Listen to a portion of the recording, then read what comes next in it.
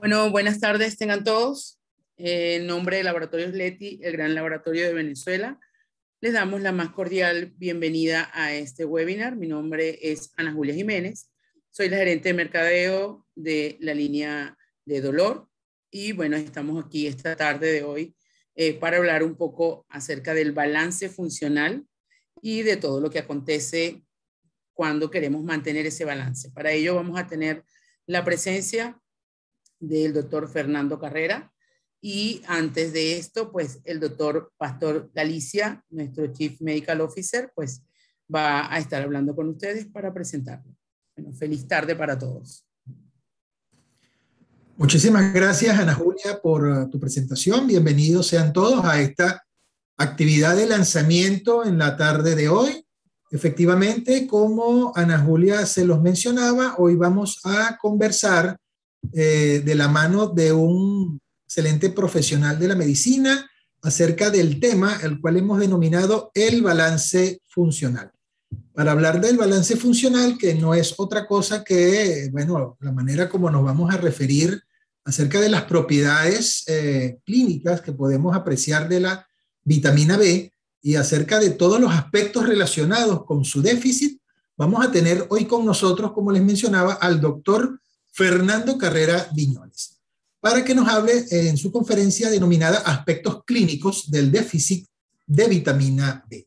El doctor Fernando Carrera es médico cirujano egresado de la Universidad de Anzoátegui, de la Universidad de Oriente en el estado de Anzoátegui, especialista en medicina interna en el Hospital Vargas de la Universidad Central de Venezuela, con un fellowship en diabetes y metabolismo en el Centro Médico Docente La Trinidad, profesor de las cátedras en investigación clínica del posgrado de medicina interna de la UCB en el Hospital Vargas de Caracas.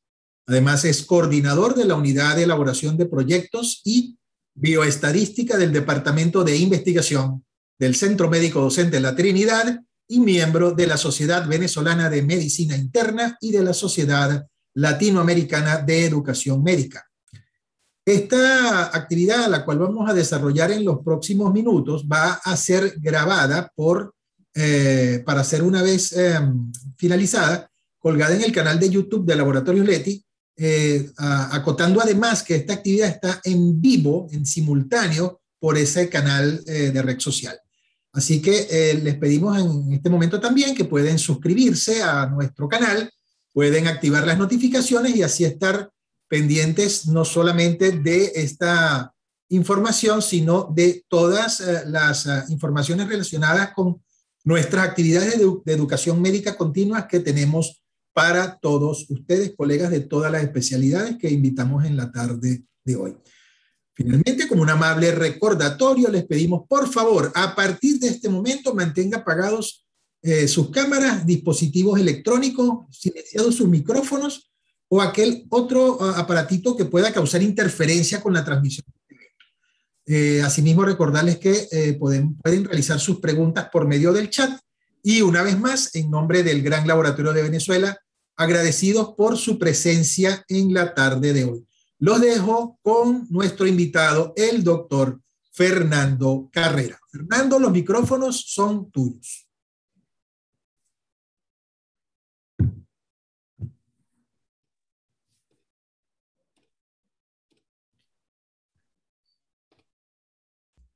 Hola, muy buenas tardes. Bueno, nuevamente agradecido con todos ustedes. Espero que me estén escuchando muy bien. Quisiera que verificaran la imagen y el audio para continuar entonces. Perfectamente, doctor. Están en vivo y muy bien. Todo muy bien. Bueno, nuevamente muchísimas gracias, doctor Galicia, y a todo el equipo de Leti bueno, permitirnos siempre seguir conversando y seguir aprendiendo en algún aspecto de la medicina. Y hoy pues hablar de aspectos clínicos en el déficit de vitamina D, que realmente es un tema muy poco conversado en la medicina general, por así decirlo. O sea, entre las especialidades muy poco hablamos sobre el déficit de vitamina B, pero bien que la prescribimos. O sea, es un fármaco que usamos con frecuencia, pero cuando hablamos del punto de vista académico y formal, pues no es un tema que está incluido habitualmente en los pensum de medicina o en los congresos, en las actividades de educación médica a las que estamos acostumbrados. Hablar de aspectos clínicos del déficit de vitamina B es hablar sobre muchísimas entidades nosológicas y la posibilidad de que un metabolito de múltiples vías metabólicas como es la vitamina B pueda interferir en enfermedades o pueda tener participación en algunas entidades nosológicas. Así que traté de centrar estos 25 minutos, 30 minutos en el que vamos a conversar y luego pues estamos dispuestos a seguir conversando con ustedes según sus dudas. Vamos a centrarnos en un abordaje global de lo que es el déficit de vitamina B, las nuevas evidencias en los términos adecuados para la enfermedad de vitamina B, las vías metabólicas que están implicadas y posteriormente pues vamos a hacer un abordaje terapéutico acerca de cómo vamos a abordar de forma sindromática todos los déficits por vitamina B y luego pues finalmente habrán preguntas puntuales para algunas entidades nosológicas. Ya le comenté al doctor Galicia previamente que creo que es un aspecto que podemos seguir abordando en otras reuniones para poder quizás hacer énfasis en algunas entidades más comunes como la diabetes, la obesidad, enfermedad cardiovascular, dolor neuropático, donde quizás pues el manejo es más conocido, pero el déficit de vitamina D tiene muchas más indicaciones que esas que conocemos realmente o los que estamos familiarizados, como el dolor y las complicaciones quizás crónicas microangiopáticas de la diabetes, incluso en pacientes por cirugía bariátrica, que quizás son como las indicaciones más comunes en nuestros consultorios de medicina interna y las otras especialidades que prescriben vitamina B. Para iniciar, pues vamos a hacer una breve resumen de la agenda que preparé para ustedes. Vamos a hablar un poco sobre el déficit de vitamina B y cómo debemos migrar al término adecuado de como entidad nosológica a trastornos de la remetilación del sistema aminoadrenérgico. El diagnóstico clínico oportuno, cómo vamos a hacerlo a través de quizás unas herramientas diagnósticas claves para que todos podamos hacer un diagnóstico de calidad, y luego vamos a hablar acerca de la perspectiva nutricional. Básicamente vamos a revisar un poco cuál es la vía de absorción de la vitamina B y de esa forma podemos entonces relacionarlas con las entidades nosológicas a las que está familiarizada. Posteriormente vamos a pasar por aspectos prácticos para el diagnóstico bioquímico, que creo que aquí es importantísimo porque estamos acostumbrados a solicitar los niveles de vitamina B, pero no sabemos quizás las condiciones adecuadas que debe tener la medición de vitamina B para poder prescribir el medicamento. Y si no se cumplen, vamos a tener unos valores de vitamina B que no se correlacionan con el real y podemos entonces hacer prescripciones inadecuadas. Luego vamos a hablar de la hiperhomocisteinemia como el mecanismo fisiopatológico final de la deficiencia o el trastorno de remetilación por vitamina B, que básicamente es lo que se va a correlacionar con la mayoría de las enfermedades, sea tanto el manejo del dolor como las condiciones posbariátricas, como las enfermedades crónicas no transmisibles, como la diabetes o las enfermedades neurológicas. Después vamos a hacer una breve revisión sobre el sistema adenosinérgico, tanto desde el punto de vista cardiovascular, en donde vamos por fin a entender esa relación que existía y que sigue existiendo entre hiperhomocisteinemia y riesgo cardiovascular, que lo tenemos ya más de 15 años conversando, pero que no sabemos realmente cómo era su relación causal real. Al desconocer y poder conocer a ciencia cierta el sistema adenosinérgico en el que participa la vitamina B, podemos entonces ahora sí establecer la relación causal entre riesgo cardiovascular e hiperhomocisteinemia. Y en este momento de pandemia, pues es básicamente casi que imposible no aprovechar la oportunidad para conversar acerca de las oportunidades terapéuticas de la vitamina B en pacientes con COVID y enfermedades crónicas no transmisibles. Finalmente vamos a hacer un resumen práctico sobre el abordaje terapéutico inicial, finalmente con unas perlas diagnósticas, y al final solamente vamos a revisar un metaanálisis recientemente publicado sobre la comparación de administración oral y parenteral de vitamina B sobre las enfermedades crónicas que manejamos comúnmente como la diabetes, el dolor neuropático y el déficit de vitamina B en pacientes posbariátricos. Para iniciar entonces, pues quisiera empezar tratando de conceptualizar adecuadamente el déficit de vitamina B. El déficit de vitamina B va mucho más allá de los valores de vitamina B sérico en función a un consumo inadecuado de alimentos que lleven consigo un aporte de vitamina B. Los trastornos de la remetilación hacen referencia a cómo una deficiencia funcional o cuantitativa de la vitamina B puede entonces asociarse a enfermedades, sean estas adquiridas o congénitas en muchos de los casos. Y es ahí donde también quisiera detenerme porque el déficit de vitamina B va mucho más allá de una dieta inadecuada o unas enfermedades crónicas que disminuyan la absorción de esta vitamina o incluso fármacos de uso común como los antihistamínicos, los antifúngicos o la metformina que pues se pueden correlacionar con una deficiencia en la absorción de vitamina B.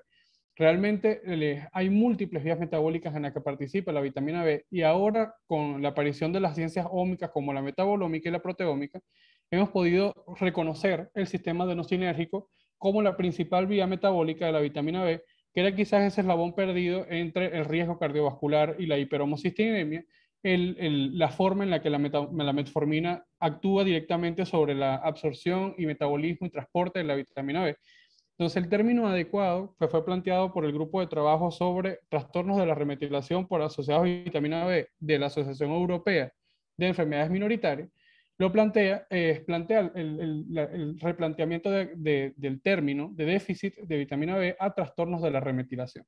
Sin embargo, la vitamina B va a estar relacionada al metabolismo de la homocisteinemia, la cisteína y la metionina.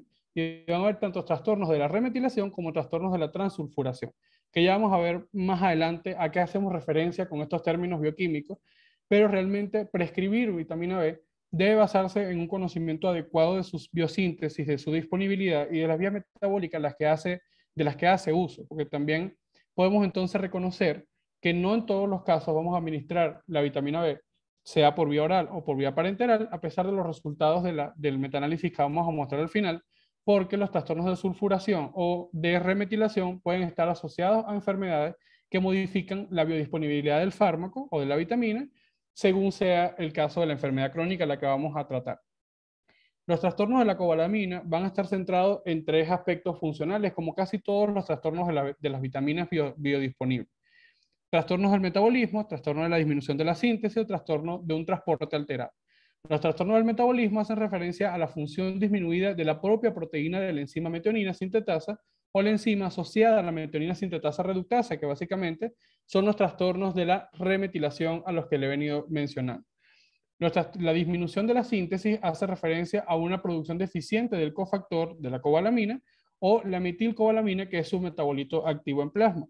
Entonces, esto hace referencia no solo a la disponibilidad del fármaco, sino también a alguna alteración en el momento de la absorción o de su transporte, que vendría siendo el último apartado. Tener un transporte alterado no solamente hace referencia a la cobalamina, sino también a las proteínas de transporte que tiene la cobalamina durante su proceso de absorción y captura en el intestino. Entonces, a partir de ahora vamos a ver a la deficiencia de vitamina B como una entidad nosológica, porque eso realmente es lo que busca este grupo de trabajo. Empezar a reconocer que los trastornos de la vitamina D no son una enfermedad secundaria a la que evaluar según pues, un criterio quizás no bien ajustado. Los trastornos de la vitamina B merecen atención y merecen ser tratados como una entidad nosológica, porque hay múltiples vías fisiopatológicas en las que pueden estar influenciados. Y si no reconocemos la importancia del metabolismo de la vitamina D para múltiples enfermedades, es muy difícil también tratarlas adecuadamente. Los trastornos de la cobalamina, exceptuando esos tres grupos previos que les comenté, pues van a relacionarse desde el punto de vista fisiopatológico a 5 mecanismos básicos. Pues si hay un producto faltante, y cuando hay productos faltantes hacemos referencia a errores innatos del metabolismo, y esto pues va a ser enfermedades que se asocian, son de origen congénito y se presentan durante la infancia o la adolescencia, y pues yo como médico internista les dejaré ese espacio a los pediatras para que lo discutamos luego. Los trastornos de la metilación alterada, que sí pueden estar presentes en enfermedades crónicas no transmisibles como las demencias, la enfermedad cerebrovascular, la diabetes, y los pacientes que están en condición posbariátrica también tienen alteración de la metilación. El estrés oxidativo es el sustrato de casi todas las enfermedades crónicas no transmisibles como la hipertensión, la diabetes, los procesos de aterosclerosis, así que pues es importante también reconocer el rol que viene a cumplir la vitamina B sobre estas enfermedades crónicas y cuándo podemos prescribirla. La toxicidad directa de la vitamina B sobre los tejidos, y esto no hace referencia a déficit, sino a exceso de vitamina B, y cuando hay funciones proteicas no enzimáticas deterioradas, porque hay múltiples procesos asociados a la vitamina B en la que ellos actúan como proteínas con función y no con una enzima que tiene una acción catalítica en el sistema. Eso lo vamos a entender más adelante cuando empezamos a hablar acerca de la bioquímica de la vitamina B, que para mí es elemento central de este seminario, para poder comprender las indicaciones adecuadas y las implicaciones que tiene la prescripción de vitamina B. Es común, quizás en nuestra práctica clínica, ver cómo se prescribe vitamina B de una forma quizás no tan estricta como lo hacemos con otros medicamentos que consideramos que pueden tener efectos adversos. Y la vitamina B, a pesar de ser un fármaco prácticamente inocuo, también puede tener efectos adversos si lo administramos en poblaciones de riesgo. Entonces, el déficit de vitamina B va a tener múltiples presentaciones clínicas y no quisiera centrar esta primera oportunidad de conversar sobre vitamina B en entidades comunes como la diabetes o los pacientes en condición posbariátrica, aquellos que usan metformina, en los que ya quizás podemos tener un conocimiento más básico de cómo se debe prescribir la suplementación con vitamina B. Pero realmente hay que reconocer que hay un sinnúmero de enfermedades nosológicas en las que también pueden estar debido a una deficiencia de vitamina B. Y no lo pensamos porque no tenemos presente el rol que cumple la vitamina B como cofactor en el metabolismo basal de cualquier individuo. Las presentaciones clínicas que han sido publicadas hasta el momento de pacientes que padecen trastornos de remetilación, ya saben que cuando hacemos referencia a trastornos de remetilación, hacemos referencia a la deficiencia de vitamina B, no revelan signos y síntomas específicos ni distintos, sino más bien destacan que estas afecciones afectan múltiples sistemas y por lo tanto a menudo se presentan de una manera bastante multifacética y al tener enfermedades que pueden tener tantas manifestaciones clínicas, entonces complica el diagnóstico adecuado. Pero si sabemos cómo es su metabolismo, podemos entonces asociarlos a un patrón de deficiencia y al reconocerlo como patrón podemos entonces tratarlo de una mejor manera, que es lo que busca este seminario. Tratar de agrupar estos síntomas variados que pueden coexistir con múltiples enfermedades en el adulto específicamente, pero que eso nos traduce un sustrato metabólico y si reconocemos el sustrato metabólico podemos tratar adecuadamente a ese paciente. Los trastornos los patrones típicos de los trastornos de la remetilación se van a subclasificar en trastornos de la remetilación propiamente dicho y una deficiencia aislada del tetrahidrofolato metil reductasa, que es una de las enzimas que actúa en los procesos de transsulfuración y no transmetilación. Los trastornos de la remetilación se pueden a su vez subclasificar en aislado o combinado. Para poder hablar de que este es aislado es porque tenemos la presencia de una degeneración subaguda de la médula espinal o hay presencia de síntomas psiquiátricos. Entonces, en aquellos adultos mayores con presencia de demencia vascular, síndrome disejecutivo, estamos en obligación como internista de evaluar la posibilidad diagnóstica de que se deba a una deficiencia en la absorción de vitamina B común en los adultos por trastornos de la absorción gastrointestinal que lleva consigo la aparición de demencia. Y eso es importantísimo porque hablar de demencia en el adulto mayor también es un tema que es quizás un poco apartado en las consultas regulares del médico internista. Y debemos empezar a entender que los trastornos psiquiátricos también tienen un sustrato biológico y de ahí la importancia de reconocer que esas enfermedades psiquiátricas en el adulto mayor también se benefician de la administración de vitamina B, si es el caso, si se demuestra un trastorno de la remetilación en ellos. En pacientes que tengan trastornos de remetilación, pero combinados, entonces depende del grupo etario. En niños se puede manifestar como convulsiones o hipotonía muscular, a menudo combinación con anemia megaloblástica o neutropenia o pancitopenia, que quizás pues, son las manifestaciones clásicas que conocemos como deficiencia de vitamina B o trastorno de la remetilación. Aquellos pacientes que tienen anemia megaloblástica, que sí, dependiendo del curso de la enfermedad en la que la conocemos, puede estar asociada entonces a otras citopenias como neutropenia o trombocitopenia. Pero el primer elemento central es la anemia megaloblástica. En el adolescente o en el adulto, pues las manifestaciones clínicas pueden ser más diversas. Van a estar principalmente en el adolescente y en el adulto mayor las anomalías psiquiátricas y conductuales agudas o crónicas. El delirio en el adulto es la principal causa de trastornos de remetilación en el adulto mayor. Y es ahí donde es importantísimo reconocer que aquellos pacientes específicamente con trastornos, con enfermedades crónicas no transmisibles, que cursan con trastornos conductuales agudos o crónicas como el delirio, puede estar asociado a un trastorno de la remetilación. Los signos de neuropatía periférica, las ataxias que reflejan una degeneración subaguda de la médula espinal o en raras ocasiones el tromboembolismo venoso que no tiene una justificación distinta como un efecto, como un mecanismo vascular, pues debemos también pensar en déficit de vitamina D o trastornos de la remetilación. Que ya vamos a ver cuál es la relación entre trombosis y trastornos de la remetilación, en los que también hace quizás referencia a su rol en los pacientes con COVID. Ya entonces, quizás hablando, tratando de sintetizarles todo este contenido, cuando hablamos de deficiencia de vitamina D, pues realmente un apartado bastante extenso sobre las enfermedades neuropsiquiátricas e incluso enfermedad cardiovascular asociada a eventos trombóticos. O sea, tiene tantas manifestaciones que debemos reconocerlo en esa misma heterogeneidad. O sea, saber que pueda que algún paciente tenga un evento trombótico y eso nos está traduciendo un trastorno de la remetilación, o aquel paciente que hizo una demencia en el adulto mayor que también lleva consigo como sustrato metabólico la deficiencia de vitamina B o trastorno de la remetilación. Estas mismas guías que fueron planteadas en el año 2020 por el Grupo de Trabajo para Enfermedades por Remetilación en Europa, generaron unas pautas de alineamiento que voy a irle dando a manera de perlas para que quede como concepto general de todos estos aspectos generales. En el diagnóstico clínico oportuno debemos basarnos en las dos recomendaciones que ellos hacen.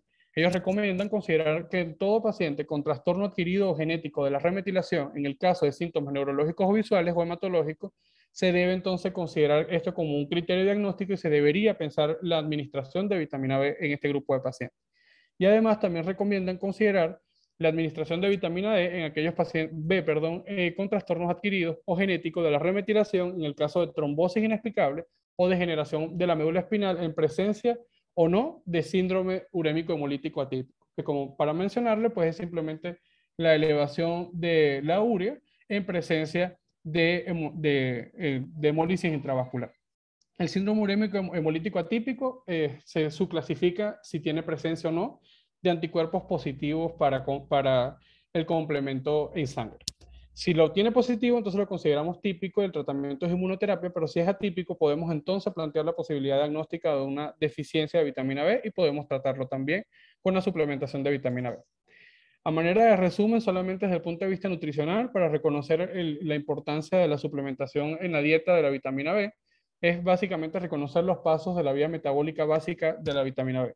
Pues esto se obtiene principalmente de alimentos, específicamente proteína de origen animal, y esta proteína de origen animal pues va a llevar consigo el consumo, va a tener en su componente como cofactor la vitamina B. La vitamina B a su vez pues en el estómago va a asociarse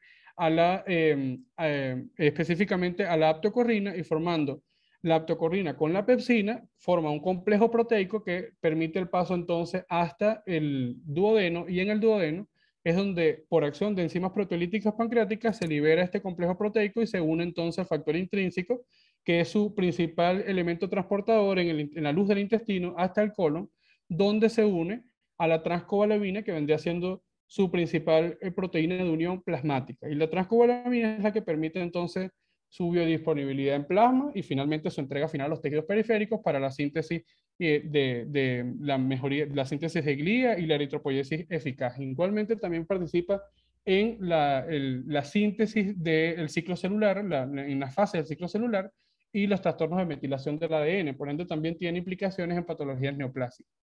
Desde el punto de vista etiológico, pues hay una lista casi que sin fin de enfermedades que pueden estar correlacionadas con la deficiencia de vitamina B, pero actualmente se reconoce que las tres principales etiologías de vitamina B en el mundo están correlacionadas con la presencia o no de dieta vegana vegetariana, los pacientes post cirugía bariátrica, y aquí es un apartado importantísimo que me gustaría pues seguir conversando en otra oportunidad sobre las implicaciones según la técnica quirúrgica, porque realmente teníamos quizás la percepción de que algunas técnicas quirúrgicas no producían trastornos de la absorción de la vitamina B, y actualmente se reconoce que todas las técnicas quirúrgicas de cirugía bariátrica conducen a deficiencia de vitamina D o trastornos de la remetilación en pacientes post cirugía bariátrica.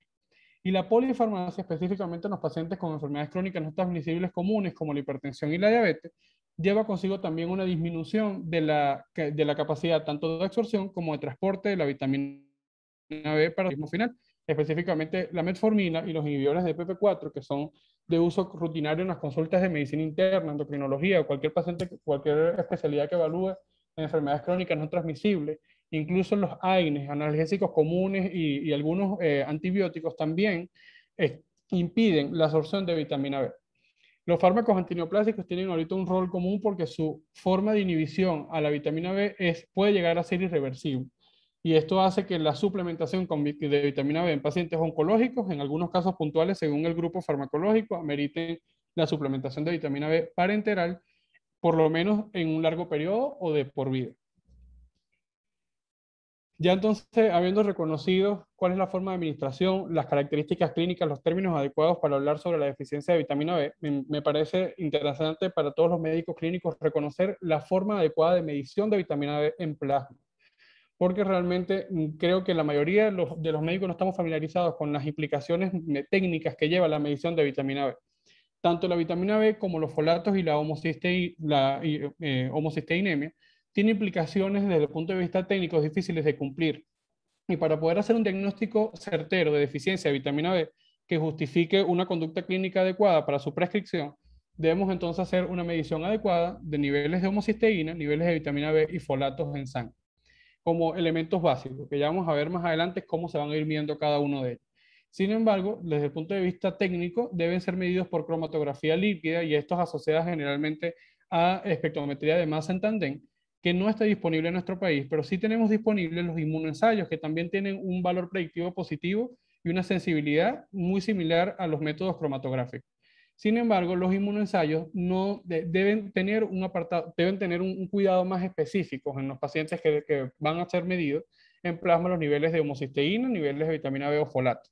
Lo único que debemos tener presente es que el tubo, después de la toma de muestra, debe centrifugarse a menos 1 hora y mantenerse fría en una temperatura menor a los 4 grados, al menos durante 6 horas antes de medirlo.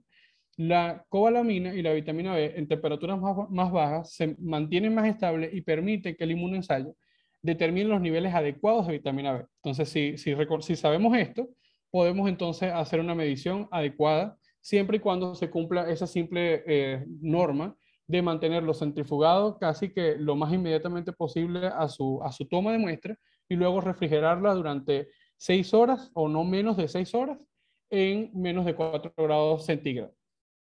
Por otra parte, no influye el tipo de tubo, o sea, podemos enviarlos en tubos de hematología o en tubos rojos, que son los tubos de química, para su procesamiento, siempre y cuando se cumpla el centrifugado lo más pronto posible.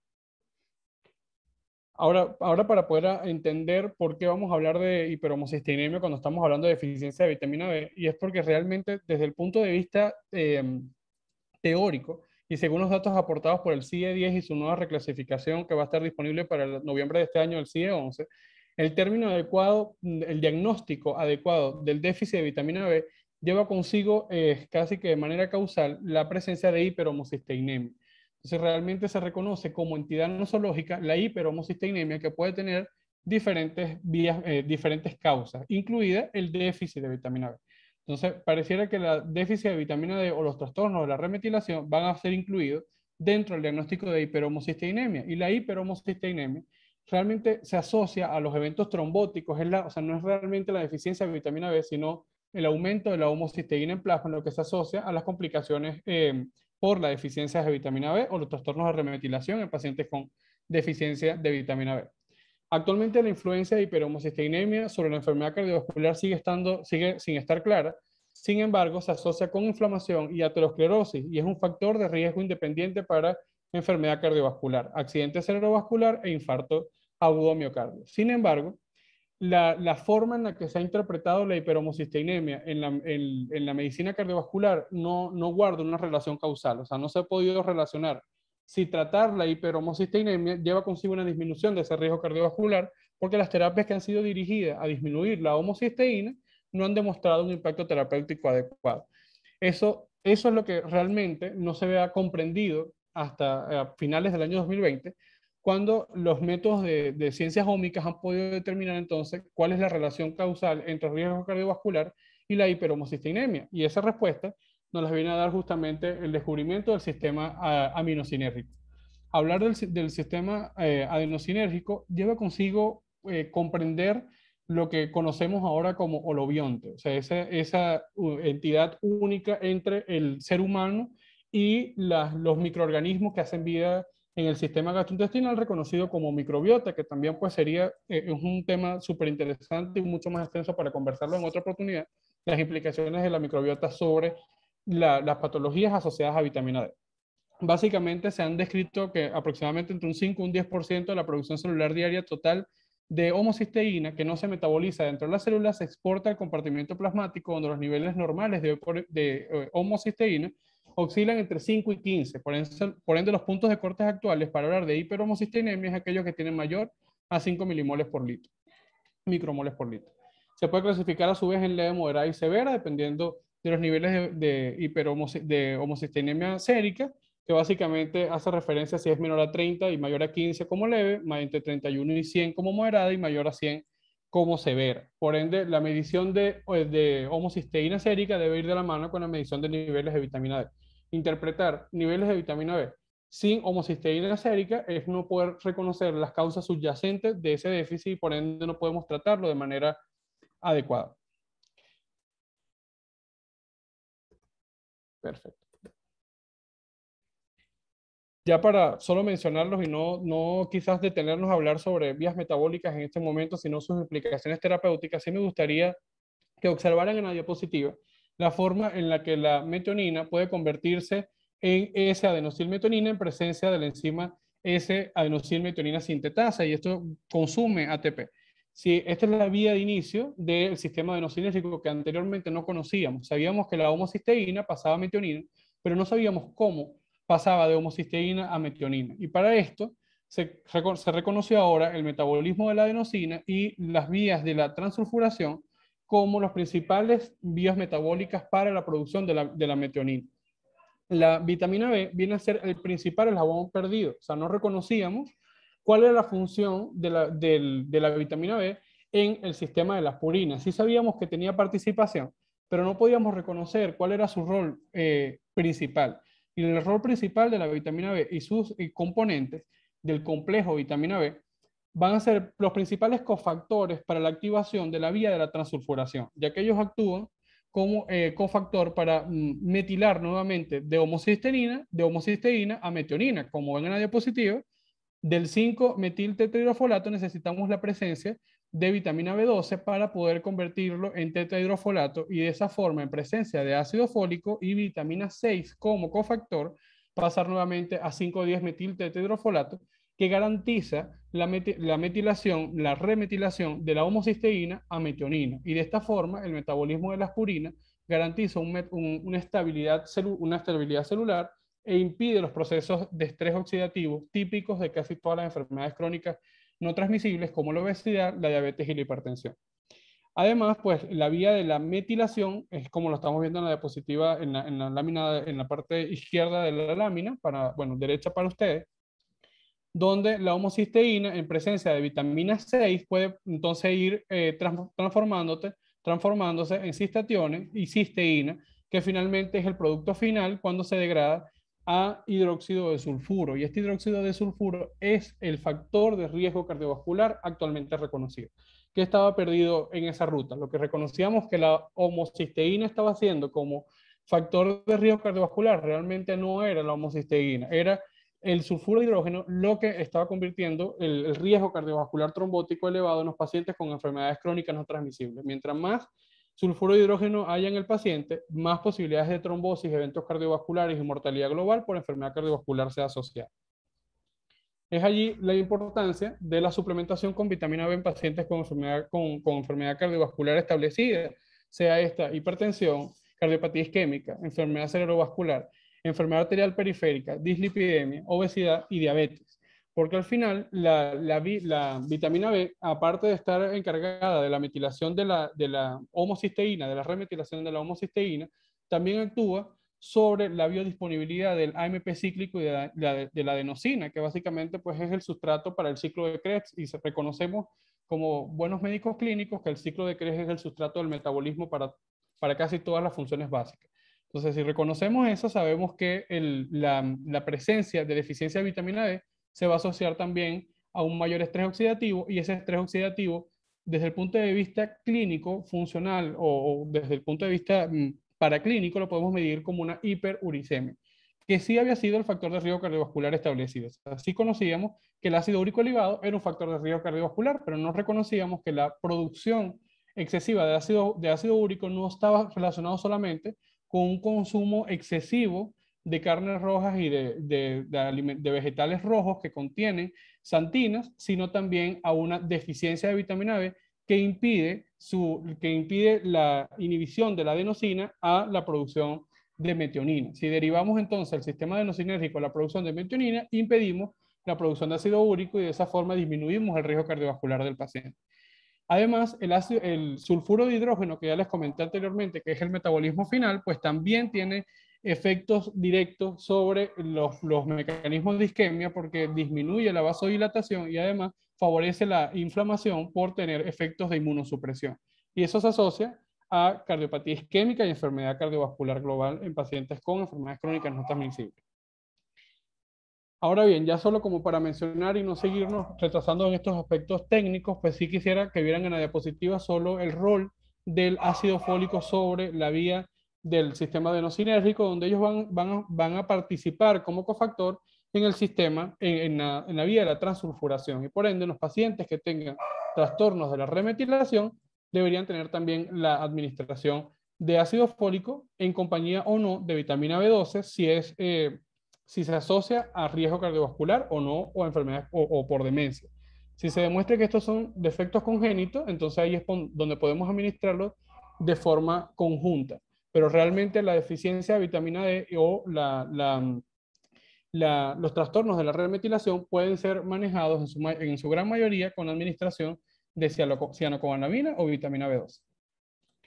En pacientes con COVID, pues básicamente podemos ahora reconocer que el receptor de la adenosina es un correceptor del receptor AC2, que viene siendo el receptor que permite el ingreso del virus finalmente a la célula. Y si este es un correceptor, entonces si lo ocupamos con la homocisteína que va a ser aportada por el metabolismo de la vitamina B, podemos entonces reconocer que la vitamina B puede tener implicaciones terapéuticas sobre los procesos inflamatorios sistémicos, específicamente en la fase pulmonar de los pacientes con COVID. Sin embargo, esta revisión teórica pues solamente se ha podido corroborar en pacientes en estudios experimentales, no lo han podido corroborar en ensayos clínicos. Por ende, la prescripción de vitamina B12 o vitamina B en los pacientes con COVID pues debe ser según juicio clínico porque los niveles de evidencia siguen siendo bajos.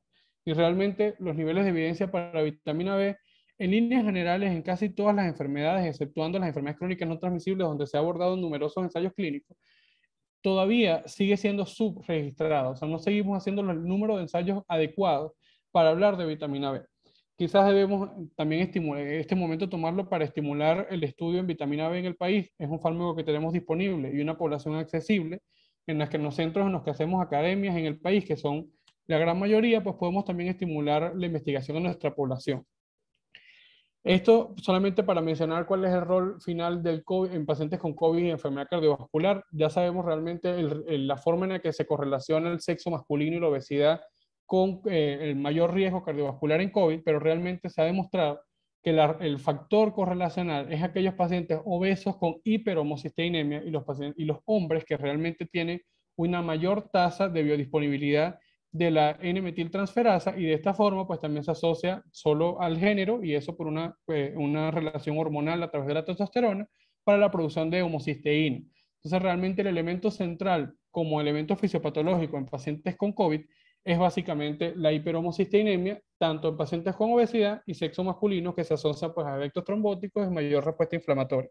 Es allí por ende como podemos tener quizás como ese elemento terapéutico a la hora de prescribir la vitamina B, quizás en pacientes masculinos, y digo quizás porque no tenemos la certeza diagnóstica a través de los ensayos clínicos aleatorizados, sino simplemente los pocos estudios observacionales que se han realizado con vitamina B en COVID, pues que al menos yo pude conseguir, y el metaanálisis que revisamos, donde en los hombres con obesidad hay mayor justificación de la prescripción de vitamina B en pacientes con COVID.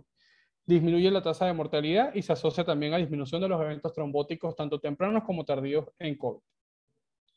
Y ya para ir finalizando, pues me gustaría plantearles este algoritmo terapéutico donde podemos entonces abordar la deficiencia de vitamina B12 o los trastornos de remetilación ya ahora como una entidad nosológica global y no solamente casarnos con la idea de que está asociado pues al uso de fármacos o a una deficiencia en la absorción, que realmente en una población tan afectada como la nuestra en el país, pues la nutrición también sigue siendo un factor importante para el déficit de vitamina B.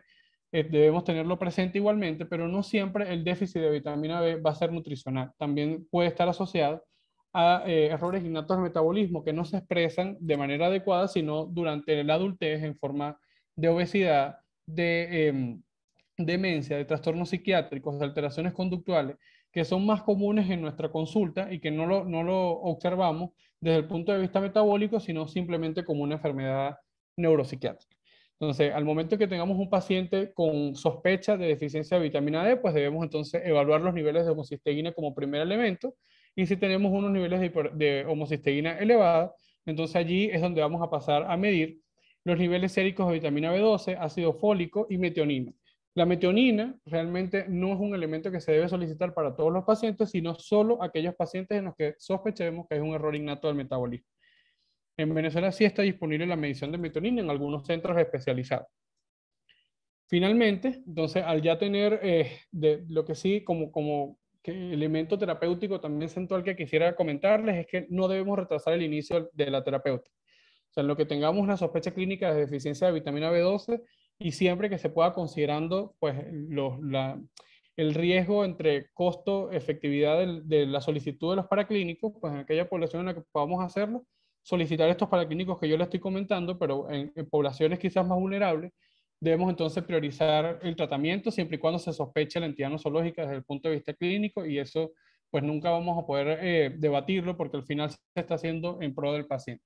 Si tenemos entonces la oportunidad de medir niveles de vitamina B12, niveles de folato, de homocisteína, vamos a evaluarlo en función a su comportamiento. Si tenemos valores de vitamina B12, folato y homocisteína normal, vamos a considerarlo entonces como alguna otra causa, otra entidad nosológica, que tenemos que evaluar ese trastorno neurocognitivo, visual o ese dolor neuropático como de otro origen y no es por déficit de vitamina B12.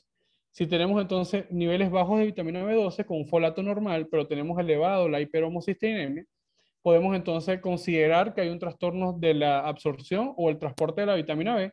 Y si lo tenemos desde de otro punto de vista, una vitamina B12 normal, pero un folato disminuido, igualmente con una homocisteína elevada sérica, podemos entonces considerar que hay un trastorno en la suplementación o transporte del folato. Y es en estos casos donde podemos entonces administrar de manera conjunta vitamina B12 y ácido fólico. En aquellos pacientes que tengamos vitamina B12 normal y folato normal con hiperhomocisteinemia, pero aquí es importantísimo empezar a hablar del ácido metilmalónico, que el ácido metilmalónico es un producto de degradación de la homocisteína. Entonces, si tenemos un valor de metilmalónico normal con una hiperhomocisteinemia alta, podemos considerar entonces errores aislados de la metiltransferasa, reductasa, perdón, y en esos casos sí debemos mantener solo el tratamiento con vitamina B12 y no administrar ácido fólico porque eso empeoraría la clínica del paciente. En aquellos casos en los que tenemos tanto homocisteína alta y metilmalónico alto, pero con valores de vitamina B12 y folato normal, podemos entonces considerar que es una deficiencia conjunta tanto de ácido fólico, un error innato conjunto de ácido fólico y de vitamina B12, y debemos tanto continuar la administración de vitamina B12 y continuar la administración de betaína como cofactor de la vitamina B12. Ya para ir finalizando, pues ya de forma diagnóstica podemos abordar la hiperhomocisteinemia como un sello distintivo a los trastornos de la remetilación y la transulfuración, y además la hiperhomocisteinemia leve a moderada es común en las deficiencias de vitamina B12 y folato. Por ende, pues debemos evaluarlo para ambas entidades, tanto para deficiencia de vitamina B12 como para deficiencia de ácido fólico. Pero también las deficiencias muy graves de vitamina 6 y en pacientes con insuficiencia renal e hipotiroidismo, la hiperhomocisteinemia puede ocurrir y no está asociado a déficit de vitamina B12. Sin embargo, específicamente en los pacientes con hipotiroidismo que cursan con síndrome tirogloso, podría estar influenciado por la disminución del factor intrínseco gástrico y del duodeno, la disminución de la absorción de vitamina B12. Entonces debemos siempre estudiar en el paciente con hipotiroidismo si se asocia o no a síndrome tirogástrico. Si bien la anemia megaloblástica con aumento del volumen corpuscular medio y los neutrófilos hipersegmentados en el frote sanguíneo se encuentran en las deficiencias de vitamina B12 y folato, el ácido metilmalónico elevado solo se observa en la deficiencia funcional de vitamina B12, y eso es importantísimo. O sea, cuando tengamos ácido metilmalónico elevado, no tenemos por qué administrar vitamina B12, sino solamente evaluar desde el punto de vista nutricional. El ácido metilmalónico en el país no está disponible según lo que pude revisar y consultar antes de preparar el seminario para darles esa herramienta. Entonces quizás pues podemos quedarnos con el análisis de los niveles de homocisteína, de vitamina B12 y folato para la conducta terapéutica. Siempre que se pueda, evalúen entonces los síndromes malabsortivos, la farmacoterapia usual en el paciente y la composición nutricional del paciente para entonces poder llegar a un diagnóstico certero en la deficiencia de vitamina B12. Al comparar la administración de vitamina B12, que es quizás una pregunta común, si el paciente cuando uno le habla de vitamina B12 siempre espera que se administre de forma intramuscular o endovenoso porque tiene esa percepción de que el intramuscular o endovenoso tiene una mayor eficacia en el manejo del dolor o en el manejo de la enfermedad por la que se está prescribiendo. Pero realmente este reciente metaanálisis que fue publicado a finales del año 2018, buscaba justamente aclarar las diferencias entre la administración desde el punto de vista clínico de vitamina B12 intramuscular versus la administración oral. Y de 2.328 estudios, solamente 3 estudios cumplían con los criterios adecuados de ejecución del proyecto para poder ser analizados en el metaanálisis. Y estos 3 estudios que fueron analizados terminaron concluyendo que la evidencia fue de muy baja calidad, de baja o muy baja calidad, y que mostraba que la vitamina B12 oral o intramuscular tienen efectos similares en cuanto a normalizar los niveles séricos de vitamina B12, pero el tratamiento oral en los estudios de costo-efectividad costaba menos. Se encontraron pruebas de muy baja calidad de que la vitamina B12 oral parece tan segura como la vitamina B12 intramuscular, sin embargo, el nivel de evidencia es bajo y es lo que quiero que se lleven. Realmente, pues este metaanálisis concluye que ambos tienen la misma indicación, pero la calidad de la evidencia fue baja. De ahí, pues, también sirve esto de estímulo para entonces fomentar la investigación en nuestro país y finalmente, pues, en el mundo, para aclarar este aspecto, aunque realmente desde el punto de vista práctico, y esto lo hacemos con toda responsabilidad desde nuestra experiencia como médico clínico, cuando prescribimos vitamina B12, básicamente nos centramos en las necesidades del paciente.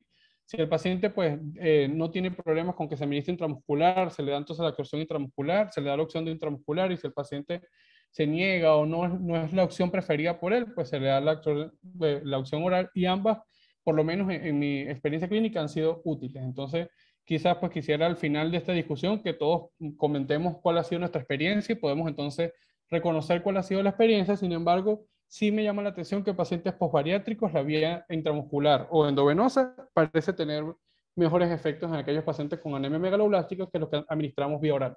Específicamente en esta población, pero para pacientes con dolor neuropáticos en diabetes, que es quizás una de las prescripciones más comunes, tanto la intramuscular como el oral, según sea el paciente, ayuda a mejorar el paciente siempre y cuando haya sido prescrito de forma adecuada.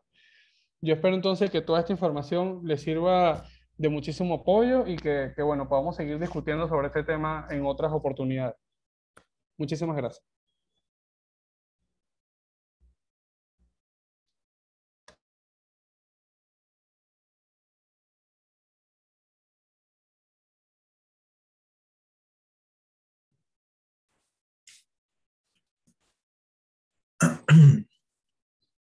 Muchísimas gracias, doctor Carrera. Excelente presentación. Quería validar con mi equipo si van a transmitir algún video. Voy.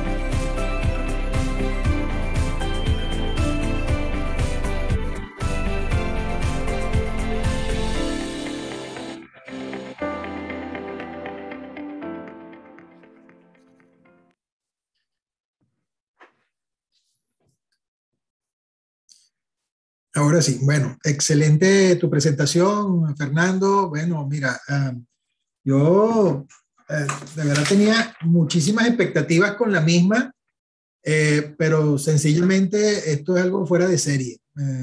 Uno como médico recuerda, bueno, que como bien lo mencionaste en la conferencia, el manejo de los trastornos de vitamina B no es algo nuevo.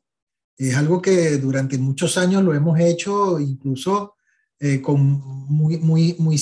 manera muy sistemática en cuanto al tipo de indicaciones que esto tiene, ¿no? Pero ya empezando con tu primera diapositiva, pues hablar que la manera correcta, de acuerdo al estudio de la bioquímica y la fisiopatología, es denominarlo como un trastorno de la remetilación, ya eso es un gran aporte. Y por supuesto que eso implica, desde un punto de vista de una prescripción racional del medicamento, pues se requiere a partir de ahora un conocimiento amplio de la fisiopatología de estos trastornos, las cuales pues mencionaste que, bueno, podía no solamente ser por un hecho de una digamos, aporte faltante, sino de una metilación alterada, de un estrés oxidativo alterado, de la función proteica no enzimática deteriorada o de una toxicidad de carácter directo. Bueno, son muchísimas las palabras de agradecimiento que las más de 200 personas que se han conectado tanto por este canal de Zoom como por el canal de YouTube que está en simultáneo transmitiendo esta actividad, pues te han brindado a lo largo de tu conferencia, que una vez más reitero, es sencillamente extraordinaria. Bueno, en primer lugar, darte el agradecimiento en nombre de toda la empresa y bueno, quisiera que, bueno, antes de comenzar con las preguntas, pues bueno, nos deja alguna otra visión de tu parte al respecto de cómo te sientes. Aquí te voy a activar el micrófono. Bueno, doctor, yo realmente pues me pareció un tema súper interesante hablar de vitamina B por lo mismo, porque creo que la forma en la que la abordamos en la práctica clínica general, y pues voy a hablar desde lo que conozco, ¿no? No quiero decir que todos lo hacemos de esa forma, pero sí hay cierta quizás ligereza en la prescripción de vitamina B, lo hacemos quizás como muchas veces como pensando que no es un fármaco el que tenemos que hacerle respeto, o sea, no, que tenemos que prescribirlo de una forma adecuada, fundamentarlo en un diagnóstico clínico, fundamentarlo en un análisis paraclínico adecuado y una dosis adecuada. Las poblaciones en las que se va a prescribir vitamina B, pues si uno ve lo que comentamos en la conferencia, parece que casi todas las enfermedades pueden ser tratadas con vitamina B si se ve de esa forma, o sea, porque lo vemos que hay muchas etiologías allí. Pero realmente no quiere decir que porque tenga todas esas etiologías podemos prescribirlos en todos los pacientes. Vamos a prescribirlo en aquellos pacientes en los que esté demostrado el déficit de vitamina B, porque muchas veces la suplementación nutricional del paciente es suficiente para mantener niveles normales. Entonces ahí caemos en otro punto que es si se hizo una medición adecuada de vitamina B. Si no garantizamos que se haya realizado a través de un método de inmunoensayo, que son los que tenemos disponibles en el país, y se haya refrigerado de forma adecuada, se haya centrifugado de forma adecuada, entonces también caemos en un error no clínico, sino en el análisis paraclínico, porque muchas veces, si no se centrifuga adecuadamente, se mide más el valor de vitamina B disponible por el inmunoensayo. O sea, el mismo reactivo va a captar más niveles de vitamina B donde no los hay. Es una simple agregación del inmunoensayo. Entonces eso hace que no tratemos al paciente con vitamina B si lo justificamos también en el laboratorio. O sea, el paciente tiene una anemia megaloblástica por las alteraciones paraclínicas y le pido los niveles de vitamina B y me salen normal. Entonces yo digo, no le pongo los niveles de vitamina B y resulta que fue que no vigilé que se haya tomado una muestra adecuada. Y el paciente va a persistir con el tratamiento, ¿no? Va a persistir con la condición. Entonces es ahí donde quiero que estemos claros, que no es una situación inocua. O sea, debemos también nosotros controlarlos desde el punto de vista médico, como lo hacemos con las enfermedades crónicas, pues que si estamos vigilando que se haya hecho la hemoglobina glicosilada en un sitio adecuado, que el paciente tenga unos niveles de hemoglobina adecuados para su interpretación. Asimismo pasa cuando hacemos diagnóstico de vitamina B. Tenemos que controlar su medición y hacer un diagnóstico clínico de certeza. Perfecto. Antes de comenzar con las preguntas que, bueno, por demás decirte, son bastantes. El público se aplicó hoy en relación a la pregunta. Así que prepárate. Qué bueno. No, bueno, aquí está. Buenísimo, ¿verdad? Ok. Una pregunta, más que una pregunta, es una inquietud que tienen por aquí, me preguntan y quiero aclarar eso. Esta actividad, les recuerdo a todos los presentes, está siendo grabada y una vez finalizada será colgada en el canal de YouTube de Laboratorios Leti. Canal por el que en este momento también estamos saliendo en simultáneo en vivo, ¿ok? Pueden ver la ponencia por allí o pueden verla por acá por Zoom, si no tienen ningún problema de su conexión. Bueno, comenzamos con las preguntas. Por acá la primera nos menciona, Fernando. ¿Cuál sería en términos epidemiológicos la prevalencia acumulada de los trastornos de remetilación o lo que se llamaban trastornos de déficit de vitamina B? Sí, ahí hay un vacío epidemiológico. O sea, sabemos, cuando hacemos referencia a vacío epidemiológico es porque realmente no se ha estudiado de manera adecuada. El diagnóstico epidemiológico de deficiencia de vitamina B12 se sustenta en el reporte del paciente.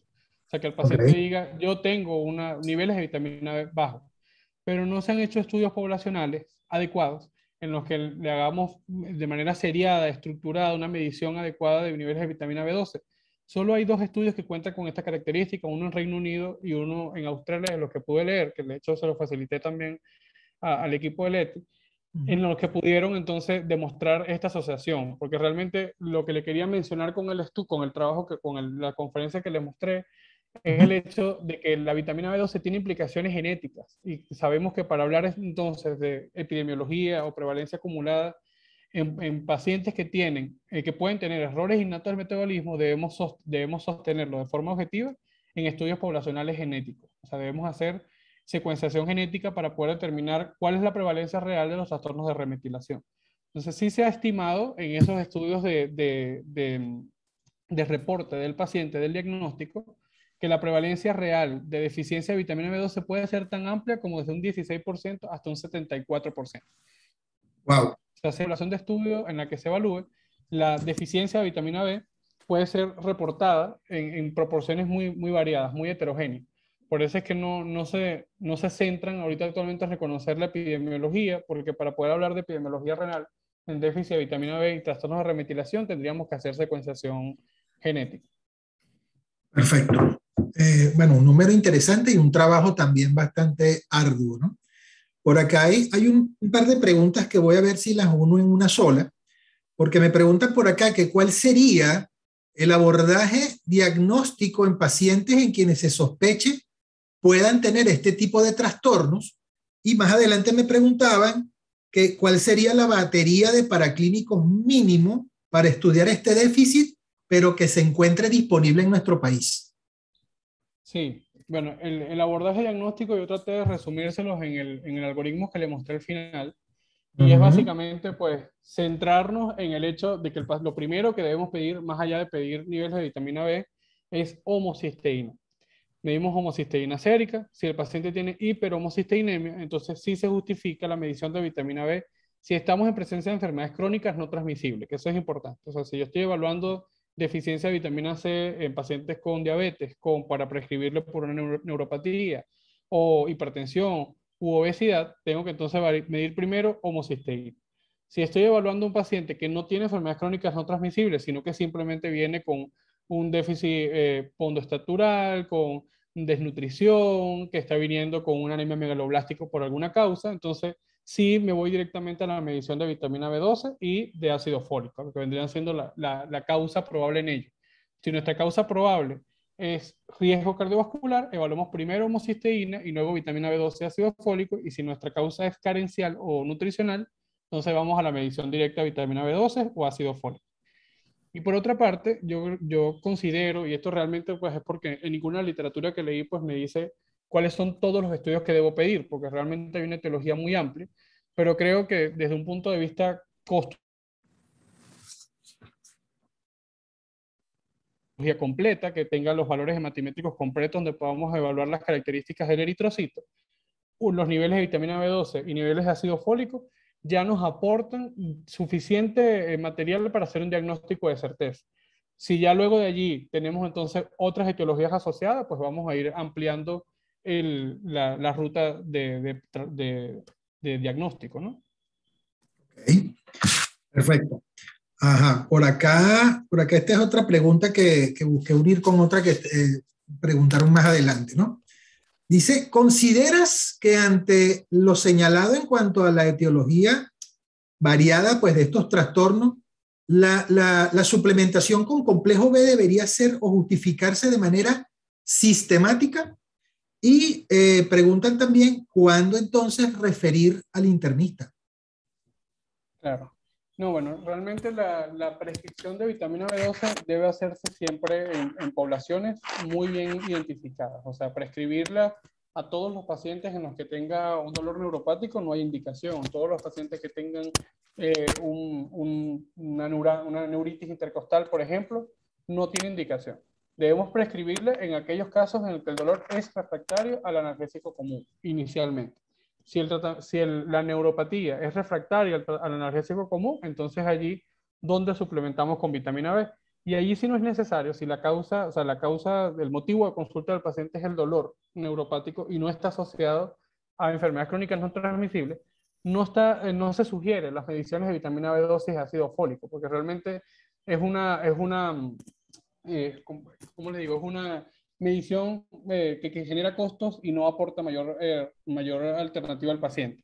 Podemos entonces simplemente prescribir, hacer prueba terapéutica, lo que conocemos, prescribimos la vitamina B12 y evaluamos. Si el paciente responde satisfactoriamente, pues simplemente se mantiene la medicación en la forma en la que considere según sea el caso de la neuropatía, y si no responde, entonces ahí sí debemos considerar que el abordaje del dolor no debe hacerse con suplementación de vitamina B, porque no es un déficit lo que produce la neuropatía, sino debe ser a lo mejor un mecanismo fisiopatológico mecánico sobre el nervio o inflamatorio.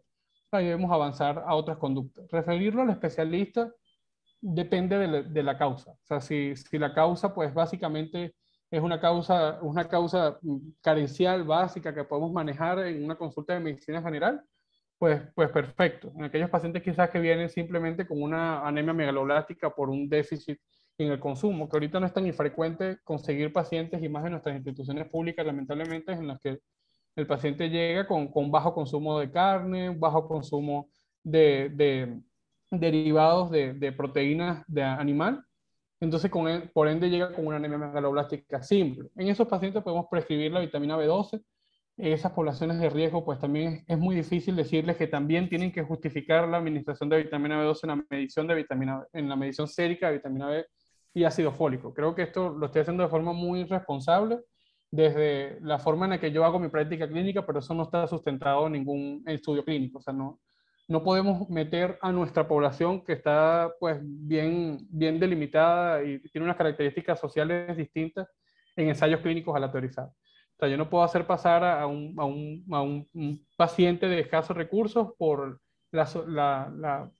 no sé, el gasto innecesario de medición de ácido fólico y vitamina B12, cuando el señor se beneficia de que compre de una vez la vitamina B, se la administre y mejore. Entonces creo que en eso sí ser muy responsable, decirles que la indicación formal es que se mida niveles de ácido fólico y vitamina B12, pero también creo que tenemos que poner por delante del diagnóstico el tratamiento del paciente. Creo que eso es lo que debemos centrar esa respuesta. Muy de acuerdo contigo, porque así como nosotros debemos abogar por una prescripción responsable, también debemos abogar por un manejo responsable de los recursos, no solamente si trabajas a nivel público, sino los recursos de los pacientes cuando no los tienen para poder hacerse sus exámenes de laboratorio cuando realmente son necesarios. ¿Okay? Y bueno, me parece muy consono tu respuesta, bueno, agradecido por ello. Por acá me preguntan si puedes, por favor, profundizar en relación a la población de riesgo que debería usar vitamina D para que no indiquemos la vitamina D y en personas que realmente no la necesiten. Sí, o sea, hablar de la no prescripción de vitamina B creo que podría ser literalmente otra conferencia, doctor, porque por eso me centré en la prescripción adecuada en pacientes con deficiencia de vitamina D. Correcto. Ahí sin duda, pues tenemos que prescribirlo. Si tenemos una medición objetiva, sérica, de niveles de vitamina B bajo, ácido fólico, y una hiperhomocisteinemia, pues tenemos toda la justificación de indicarlo independientemente de la causa, que es lo que quería que se llevaran hoy. O sea, si tenemos la Perfecto. medición adecuada, pues podemos prescribirla y no tenemos que quizás buscar, no en ese momento la etiología, sino hacer luego el plan diagnóstico, hacer esa etiología. Pero no prescribir la vitamina B, pues lleva consigo los riesgos de la hipervitaminosis B, que también tiene efectos adversos. O sea, la hipervitaminosis B no es tan común. Para poder lograr esos efectos adversos tenemos que pasar los 15.000 microgramos al día de vitamina B12. Y eso realmente no es común en poblaciones normales, o sea, en una población normal que el paciente se administre esto. Sin embargo, al ser un fármaco de libre acceso, o sea, que no necesita la prescripción médica, en poblaciones como en los pacientes que practican físico-culturismo, por ejemplo, que ellos se administran cantidades desproporcionadas, sin indicación ni supervisión médica de vitamina B12, sí se pueden ver los efectos adversos. Entonces, realmente, el límite de la dosis máxima de toxicidad de vitamina B12 es bastante segura para poder Ok. ver un efecto adverso, pero se puede llegar a ver en algunos casos donde la prescripción es inadecuada, los efectos adversos de la hipervitaminosis B. La no prescripción de vitamina B, tal como lo dije en el seminario, pues debe fundamentarse en el análisis en conglomerado de los niveles de homocisteína, ácido fólico y vitamina. Si tenemos entonces una homocisteína normal, con vitamina B12 normal, ácido úrico normal, pero ácido metilmalónico elevado, tenemos entonces una deficiencia funcional de vitamina B12. Y allí no se justifica la administración de B12. Se debe hacer solamente mejoría nutricional, suplementación nutricional. Administrar la vitamina B12 más bien impide el ciclo de la purina en esos pacientes porque es un error innato del metabolismo, que no es tan común, pero su incidencia real no se ha estudiado. Entonces, en casos en los que tengamos hiperhomocisteína normal, niveles de vitamina B12, ácido fólico normal, pero con un ácido metilmalónico alto, entonces allí no deberíamos indicar vitamina B12. La limitante fue lo que les comenté, que justamente de esos 4 laboratorios básicos, ácido metilmalónico no lo tenemos disponible en el país. Entonces, nos vamos a quedar con la duda de si debemos prescribirlo o no, lamentablemente. Por eso es que debemos fundamentarlos en vitamina B12 bajo, con un ácido fólico que puede estar normal o bajo y una homocisteína alta. Si la tenemos así, tenemos indicación clara de vitamina B12. Perfecto. Y por ahí viene la siguiente pregunta, ¿no? Que preguntan si es muy difícil o es accesible realmente en nuestro país la medición de homocisteína, ácido fólico y vitamina B. Hablar de disponibilidad en el país, doctor, usted lo sabe, es hablar de una ciencia más incierta que Ciencia en algunas oculta. áreas. Sí, ciencias ocultas. Pero aquí en la capital, en Caracas, pues tenemos algunos centros, no todos, en los que se puede hacer medición de homocisteína de forma segura. Sé que, por ejemplo, porque tuve una conversación con algunos compañeros del interior, en Anzoátegui, Zulia y Mérida también la tienen disponible, pero no les sé decir si el resto de los estados lo tienen disponible. Quisiera entonces que los que estén del interior me comenten si saben si lo tienen disponible y si no, bueno, averigüemos en los centros cercanos que tenemos para saber si esa medición es certera y es adecuada. Porque eso es otra cosa, que sea por técnica de inmunoensayo. Si no es por técnica de inmunoensayo, entonces esa medición igual no es la adecuada. Es confiable. Ok. En ese sentido, pregunta por acá uno de nuestros amigos asistentes, ¿cuál sería el nivel alto de homocisteína para decir que está incrementado el riesgo cardiovascular? ¿No escuché bien, doctor? Disculpe. Preguntan que cuál sería el nivel de homocisteína para hablar de incrementar el riesgo cardiovascular. Bueno, ya eso también lo comentamos. Realmente la homocisteína como factor de riesgo cardiovascular actual no se reconoce como un factor de riesgo cardiovascular actual. Sin embargo, unos valores mayor a 15 milimoles por litro, entonces hace el diagnóstico de hiperhomocisteinemia. Ya sabemos que eso, lo que hacemos un poquito de investigación clínica, sabemos lo que ocurrió allí y eso realmente es una relación espuria. O sea, no se pudo relacionar porque no se reconoció cuál era el metabolismo real. O sea, no es la hiperhomocisteinemia lo que se asocia al riesgo cardiovascular, sino el sulfuro de hidrógeno, que es su producto final. Y el sulfuro de hidrógeno solo se puede medir por cromatografía líquida en tandem. Entonces no lo tenemos disponible en el país. Es un nuevo factor de riesgo cardiovascular, ya está establecido, pero no se correlaciona los valores de homocisteína con riesgo cardiovascular, sino su producto final, que es el sulfuro de hidrógeno. Correcto, muy bien. Me preguntan acerca, bueno, yo pienso que no, pero tú me dirás si existe alguna interacción entre la vitamina B y los antihipertensivos. No, realmente no hay no hay ninguna relación que impida su absorción. Sin embargo, los nuevos antihipertensivos, dentro del grupo de los que para el manejo de insuficiencia cardíaca, los inhibidores de la neprilicina, como el sacubitril/valsartán, que lo podemos tener en asociación, es el único que lo tenemos solo en combinación, Ujú. sí tienen un mecanismo, o sea, sí disminuye la absorción de vitamina B2. Los inhibidores de la neprilicina inhiben la absorción de vitamina B2. Pero los antihipertensivos comunes que usamos, IECA, JARA2, betabloqueantes, no tienen interacción con la vitamina B2. Ok, aquí piden que por favor, porque yo sé que lo explicaste muy bien, que si podías brevemente explicar nuevamente la alteración de la microbiota cuando está déficit de vitamina B. Sí, o sea, hablar de microbiota, y ahí yo se los dejo, doctor, como para conversarlo en otra oportunidad igualmente, porque la microbiota Correcto. intestinal y vitamina B12 es un mundo que para mí me parece súper interesante y tiene implicaciones terapéuticas también importantísimas. Cuando hablamos, por ejemplo, de microbiota, tenemos que relacionarla a la enfermedad. O sea, no podemos hablar como de forma aislada, como general. Perfecto. Microbiota general y vitamina B12 no podemos hablar. Pero sí podemos hablarla según la entidad. Por ejemplo, el microbiota en obesidad y vitamina B12 tiene implicaciones importantísimas en los mecanismos de inflamación. Hay tres enterotipos, por así decirlo, de microbiota, en los que el enterotipo 3 se asocia a una deficiencia de vitamina B12. Y esos pacientes que tienen obesidad y enterotipo 3 de microbiota intestinal son los que cursan con más neuropatía inducida por obesidad. Entonces, ellos se asocian, pues, es allí donde está la asociación causal entre neuropatía, obesidad y déficit de vitamina B12. Es por el tipo de microorganismo que compone la microbiota de los pacientes con obesidad que tienen enterotipo tipo 3. Los enterotipos tipo 2 no se asocian a la deficiencia de vitamina B12, sino a ácido fólico. Entonces, eso lleva consigo a que podamos también usar vitamina B12 en aquellos pacientes en enterotipo tipo 2. Ahora bien, no quiero que con eso quiera decir que casi a todos los pacientes con obesidad le vamos a prescribir vitamina B12. Igualmente debemos sustentarlo en la medición de niveles de vitamina B12 en el paciente, porque el hecho de que la microbiota disregulada induzca disminución de la vitamina B12, si la dieta de ese paciente obeso es hiperproteica, por así decirlo, no va a producir deficiencia de vitamina B. Va simplemente a disminuir la tasa de absorción, pero los niveles que absorbe son los necesarios.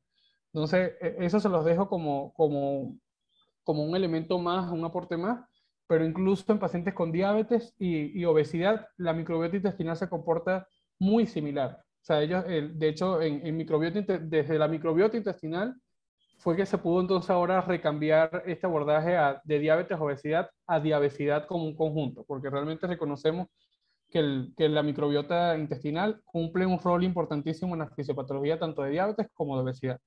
Y así para otras enfermedades, doctor. O sea, porque incluso para la microbiota en demencia, la microbiota en enfermedades psiquiátricas, se modifica igualmente y tiene implicaciones en la absorción de vitamina B. Ok, y precisamente esa era la pregunta que venía, hablando de las entidades psiquiátricas y de otros cuadros como el Alzheimer en personas con edad avanzada, que si debemos considerar en ellos el uso sistemático de vitamina B y ácido fólico. Sí, realmente o sea, nuevamente repito el mensaje que les he dado durante toda la conferencia. El hecho de que se asocien no quiere decir que todos los tengan. Entonces, la justificación e indicación de vitamina B12 en pacientes con demencias o enfermedades neurodegenerativas se debe fundamentar igualmente en niveles de vitamina B12. Si el paciente tiene niveles de vitamina B12, ameritan la suplementación y ya luego de normalizarlo, entonces suspendemos la suplementación y reevaluamos que según la enfermedad neuropsiquiátrica hay diferentes patrones. Por ejemplo, en demencias vasculares, la reevaluación de niveles de vitamina B12 es anualmente, pero en los pacientes con Alzheimer o enfermedades neurodegenerativas, la reevaluación es más corta, es a los 6 meses. y si a los 6 meses ya tenemos entonces otra vez niveles bajos de vitamina B12, volvemos a cumplir el esquema de administración de vitamina B12 hasta normalizar los valores. Ok. Aquí hay una pregunta en relación a lo de la vía, cuando creo que fue una de tus últimas láminas, en caso de paciente con neuritis intercostal, o, ¿qué es lo más recomendado? ¿La vía intramuscular, la vía oral? Yo creo que eso lo explicaste bastante bien, pero si puedes ahondar un poquito más en ello aquí. Sí, bueno, realmente es, sustentar esa respuesta en evidencia, ya les comenté que no hay una evidencia sólida para yo poder discriminar entre la vía oral y la vía intramuscular.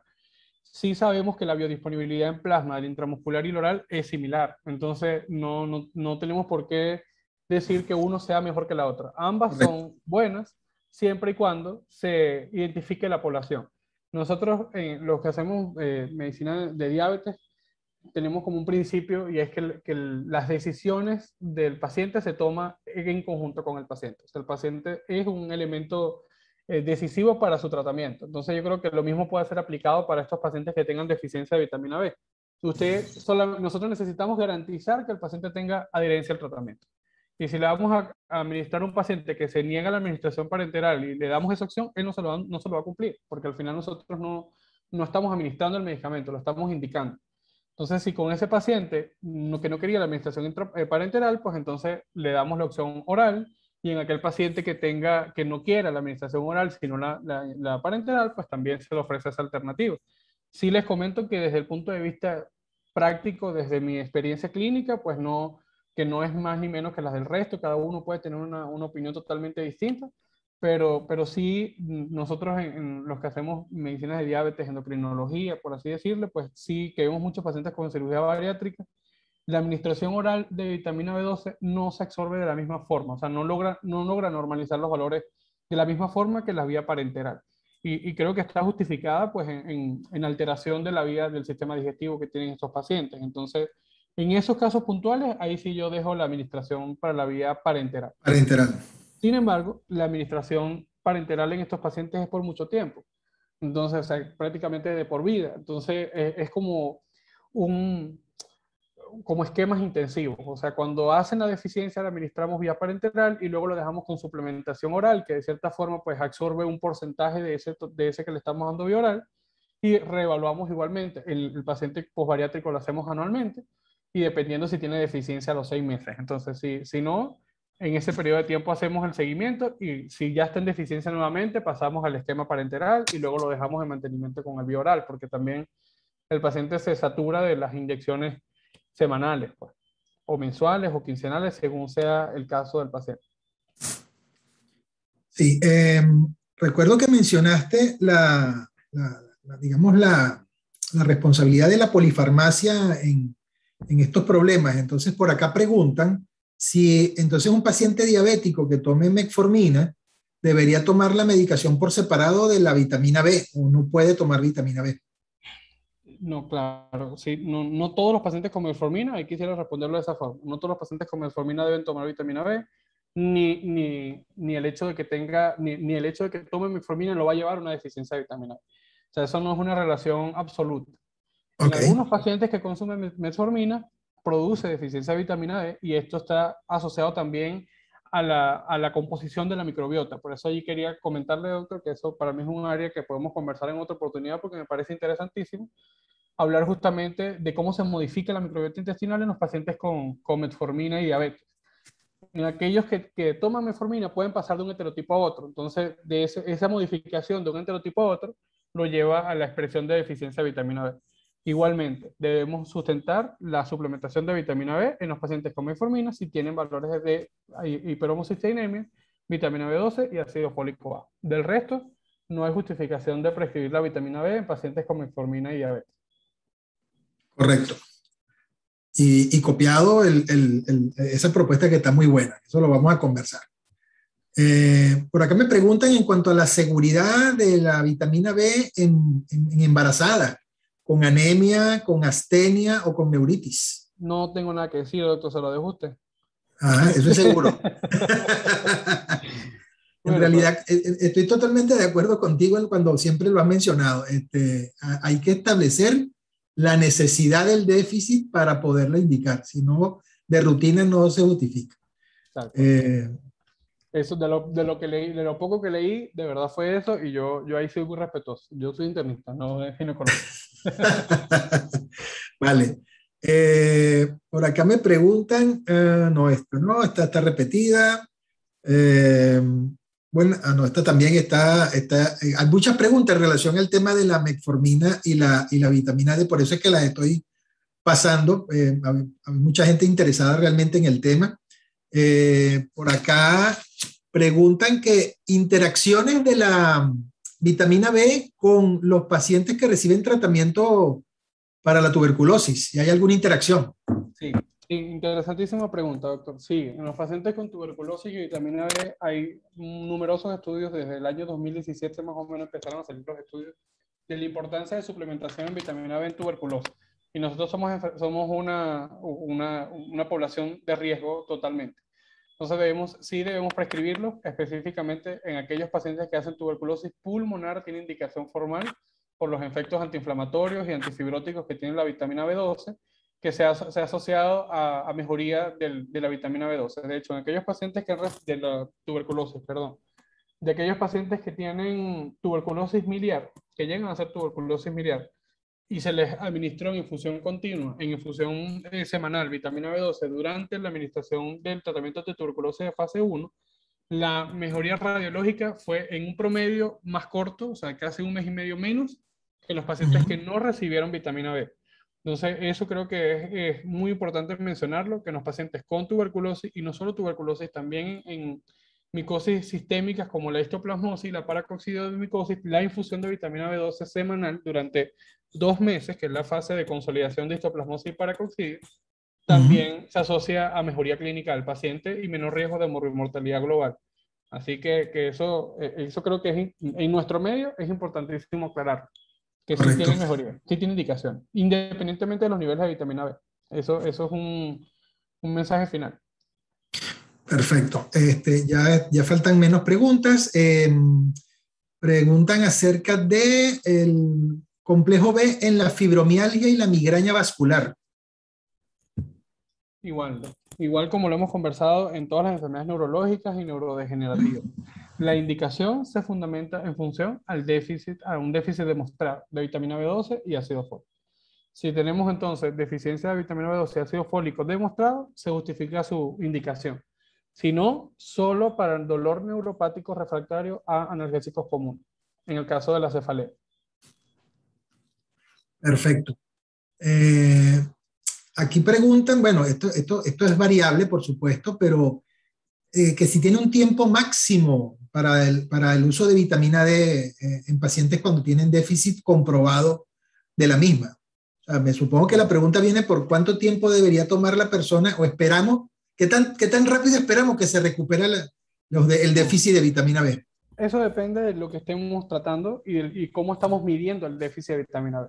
Correcto. Se recomienda que la indicación de vitamina B se haga en función a los niveles de ácido fólico y vitamina B12 o vitamina B, como ya lo hemos comentado, pero hiperhomocisteína está asociada a riesgo cardiovascular, pero el control no se va a hacer con nuevas mediciones de vitamina B12 y ácido fólico, se va a hacer con la mejoría clínica del paciente. Porque los estudios de costo-efectividad han demostrado que no se debe medir nuevamente niveles de vitamina B12, sino mejoría clínica, exceptuando aquellos pacientes en los que no mejore la clínica, a pesar de la administración. Ya luego de haber cumplido un periodo de tiempo estipulado para la entidad nosológica, porque cada uno tiene periodos distintos, entonces vamos a hacer un control de la clínica. Si el paciente no tiene mejoría, vamos entonces a los niveles de vitamina B12 y ácido fólico. Pero, por ejemplo, en los pacientes que tienen dolor neuropático, el uso de vitamina B12 más allá de 5 semanas no ha demostrado diferencias clínicas. O sea, si lo dejamos con placebo, el paciente no mejora. El dolor que responde a vitamina B12 responde en las primeras 5 semanas. No tenemos por qué medir nuevamente niveles de vitamina B12, solamente lo tratamos, mejoró el dolor, consideramos que entonces hubo respuesta terapéutica. En los pacientes con anemia megaloblástica, el punto de referencia va a ser el volumen corpuscular medio y el valor de hemoglobina total. Si tenemos entonces una hemoglobina ya en puntos de corte normal y un volumen corpuscular medio que esté menor a 90, entonces consideramos que hubo respuesta terapéutica. Específicamente cuando estamos tratando anemia megaloblástica, el tiempo de espera está bien establecido. No podemos esperar que un eritrocito cambie su morfología en 15 días, en un mes. Sabemos que la vida media del eritrocito son de al menos 2,5 a 3 meses. Entonces, el control de hematología de ese paciente se le debe solicitar a los 3 meses. Si a los 3 meses ya tenemos normalización de los valores de hemoglobina y volumen corpuscular medio, entonces consideramos que el paciente tuvo respuesta terapéutica y si no, mantenemos el tratamiento. Igualmente, el tratamiento con vitamina B12 se hace durante 5 semanas en pacientes con anemia megaloblástica. Se administra la vitamina B12 durante 5 semanas y se reevalúa a los 3 meses. Perfecto. Por aquí un comentario. Realmente el valsartán sacubitril lastimosamente no está disponible aún en el país. Bueno, yo ahí quisiera, eso sí es verdad, o sea, realmente no tenemos disponibilidad de esos fármacos en el país, pero sí hay población que tiene medicación con sacubitril valsartán, que es lo que quiero que estén pendientes. Es correcto. Sí hay una población que tiene tratamiento con sacubitril valsartán, y en esos pacientes debemos vigilar entonces déficit de vitamina B. Igualmente, o sea, hay un sinnúmero de fármacos que, por así decirlo, pues formalmente no están disponibles en el país, pero sí hay pacientes que están siendo medicados con esos fármacos, entonces debemos tenerlos presentes igualmente. Sí, es que yo aprovecho tu comentario para apalancarme allí. Nosotros en nuestro país vivimos y seguimos viviendo todavía la resaca de inconvenientes de carácter económico que provocaron que muchos laboratorios se fueran del país, que muchos fármacos no estuviesen disponibles o que se detuviera su desarrollo en este país. Y ciertamente hay un segmento de la población que todavía tiene acceso mediante otras vías a las habituales que tenemos en Venezuela para poder adquirir esos productos. Y realmente cuando decimos que aunque el producto no se comercialice aquí, no significa que no se consuma acá, porque sencillamente las personas los pueden traer, mandar a traer, y bueno, hay que tener vigilancia acerca de las interacciones que pueden tener estas drogas con otras que sí se comercializa libremente en nuestro país. Entonces, el comentario viene al caso por ello, ¿no? Aquí ya creo que es... bueno, esta pregunta está interesante. Si hay alguna alteración en cuanto al aprovechamiento de la biodisponibilidad de la vitamina D de acuerdo a su hora de administración. No hay cronotipos en los pacientes que se administra vitamina B12. O sea, la vitamina B12 es un cofactor, lo necesitamos las 24 horas. Entonces, de hecho, su forma de biodisponibilidad en plasma no tiene relación con picos hormonales que lleven consigo expresión de su proteína de unión, que es lo que realmente hace que un fármaco se prescriba en una hora u otra, las proteínas de unión. La vitamina B12 no. Correcto, muy bien. Entonces, eso, cuando preguntan acá entonces, si el esquema de administración puede ser diario o interdiario, obedece a lo mismo entonces. ¿Puede ser diario? Allí, sí, realmente ahí es donde yo quisiera que nos detengamos a conversar. Vale. La prescripción de vitamina B depende de la causa. Entonces, si yo estoy tratando de dolor neuropático, allí tengo una indicación formal para tratarlo como diario o interdiario. Pero si yo estoy tratando una anemia megaloblástica, la indicación es semanal. No tengo por qué cumplir un esquema diario, que eso es lo que yo quiero, que se vigile bien el cumplimiento y que todos aquellos que hagamos una prescripción de vitamina B, la hagamos desde el conocimiento, porque también nos llega mucho eso a las consultas. Ves que yo tengo 15 días colocando mi intramuscular vitamina B y uno ya no encuentra qué hacer con el paciente, porque imagínese 15 días continuos de vitamina B12 y el dolor sigue igual, ¿me entiendes? Y así va a seguir siendo tratado. Entonces, como se prescribe de diferentes formas por los médicos, el paciente percibe que él puede también automedicarse la vitamina B como quiera, ¿me entiendes? Eso es responsabilidad nuestra, evitar que el paciente perciba que él puede hacer uso de la vitamina D cuando lo desee. La vitamina B tiene indicaciones formales, igualmente debe prescribirse de forma adecuada. Perfecto. Ya con este par de preguntas que vienen vamos a cerrar, porque ya también en aras del tiempo, bueno, y como te dije, había muchas preguntas que se repetían.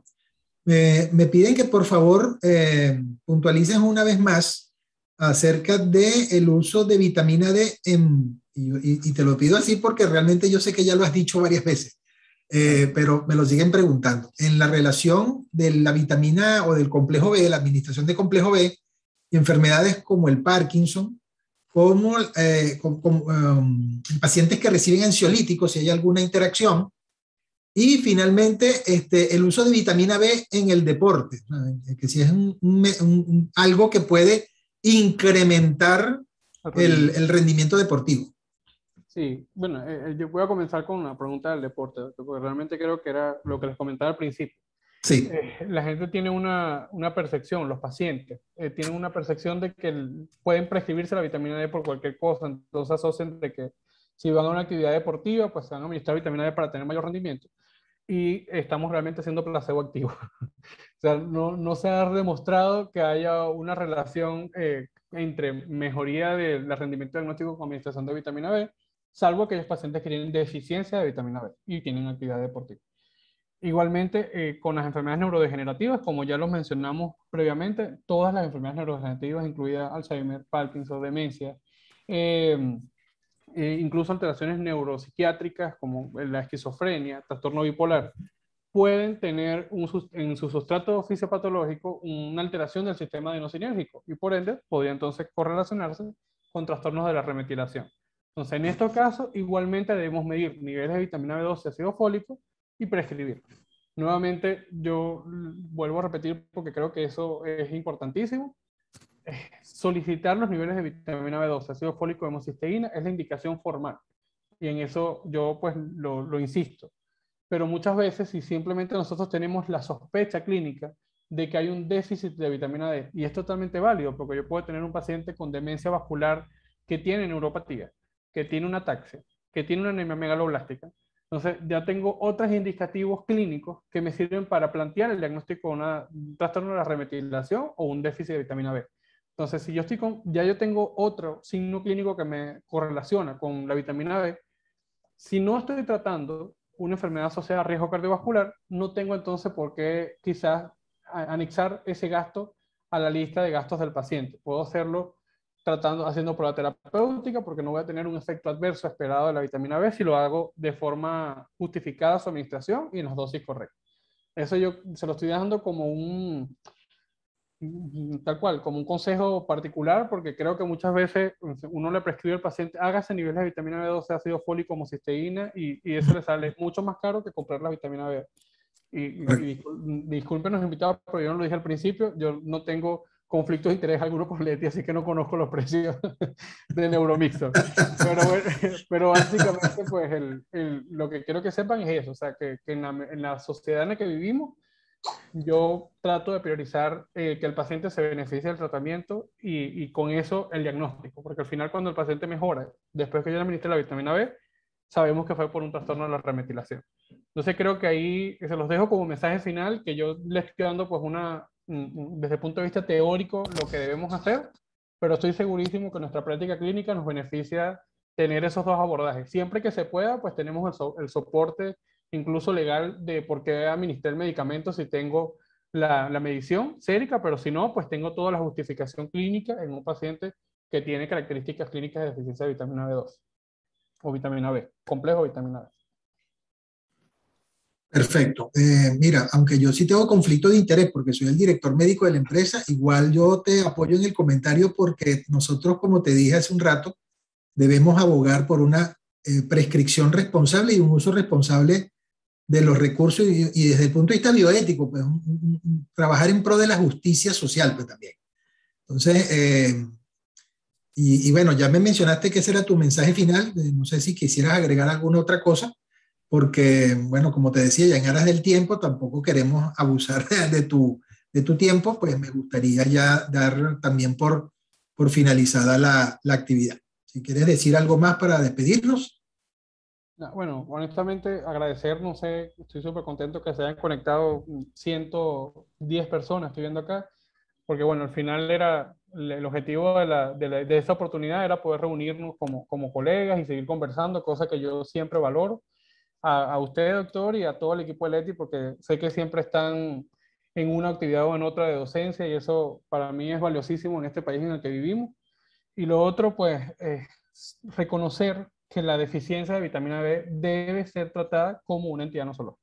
Debe ser prescrita la vitamina B12 con las mismas normativas de cualquier fármaco que tratamos, y siempre que sea adecuada, hagamos una indicación, como me gusta decirlo en mis clases de metodología de investigación, basada en valores y no tanto basada en evidencia, porque realmente este fármaco no tenemos mayores niveles de evidencia en la que sostener su indicación, pero sí tenemos razones de sobra para hacer una indicación formal. Eso creo que sería mi mensaje final, y nuevamente, bueno, agradecerlo a todos porque hasta esta hora, y ustedes por participar. De hecho, estoy súper contento de que hayan hecho tantas preguntas, porque se lo dije al doctor Pastor en la mañana: doctor, mire, o sea, lo preparé para 25, pero no le prometo que sea 25 minutos porque la cosa puede extenderse según lo que revisamos. Sí, así es, Fernando. Yo sabía que esto iba a traer cola y efectivamente la trajo. Y la trajo precisamente porque tu revisión dio para ello. Fue una revisión sencillamente fabulosa que abrió no una ventana, abrió un ventanal de preguntas de todas las personas que, bueno, 110 fueron las que viste que estaban conectadas ahora por este canal. Pero realmente por este canal llegamos a cerca de 170 personas, más, poco más de 40 por el otro canal de YouTube. Son más de 200 personas que en algún momento estuvieron conectadas escuchándote.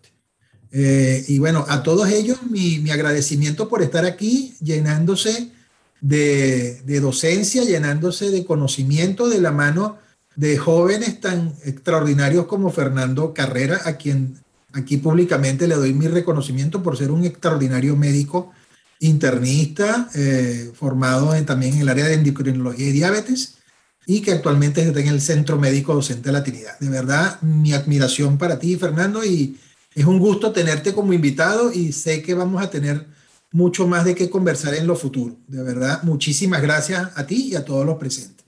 Quisiera, no sé, darle la palabra a una persona que es el artífice de esta actividad de lanzamiento, la amiga Ana Julia Jiménez, para que, bueno, ya cierre la actividad, amiga mía.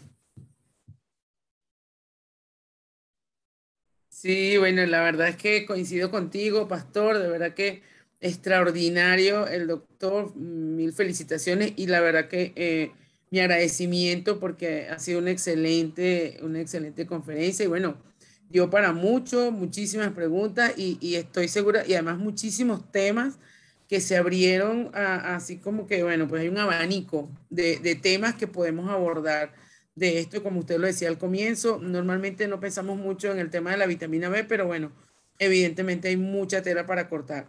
Así que bueno, nada, la invitación a esta casa, que siempre va a estar con las puertas abiertas cuando lo desee, y mi agradecimiento a todos los que estuvieron presentes y se han mantenido hasta este momento. Les invito a conectarse también al canal. Esta actividad ha sido grabada y va a ser colgada en nuestro canal de YouTube. Por favor, suscríbanse al canal y no olviden activar las notificaciones para que le puedan observar, puedan ver nuestras charlas, y puedan saber cuando estamos colgando cosas nuevas allí.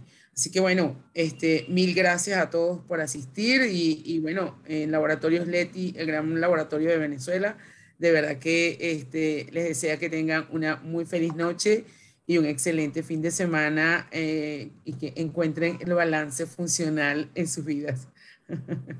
Bueno, muchísimas gracias y feliz noche. Hasta luego. Hasta luego. Chao, Fernando, gracias. A ustedes.